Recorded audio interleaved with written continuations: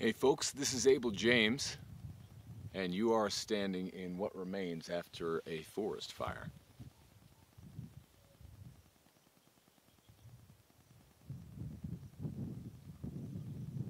We're in northern New Mexico.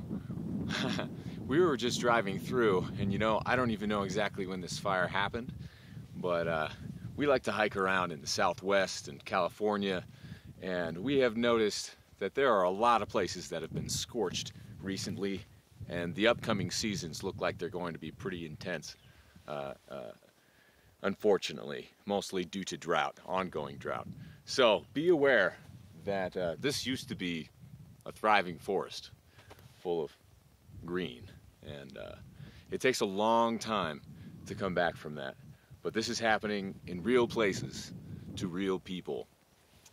And obviously to the environment as well. So be aware there are things that we can do to help make this better. Let's be a part of the solution together.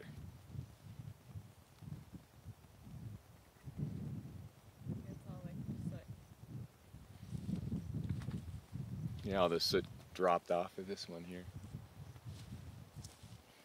We've also gone on hikes when some of these trees, even before the forest fires, when they get super dry after droughts. This happened in California. A gigantic redwood came down while we were hiking, and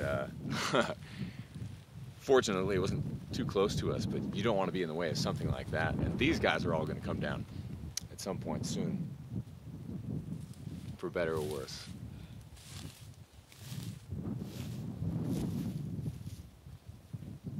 Anyway, a great excuse to listen to the Diablo soundtrack once again. This is Abel James and Allison, signing off. As always, check out abeljames.com for more. We'll see you next time. Oh, and do what you can do to prevent fires.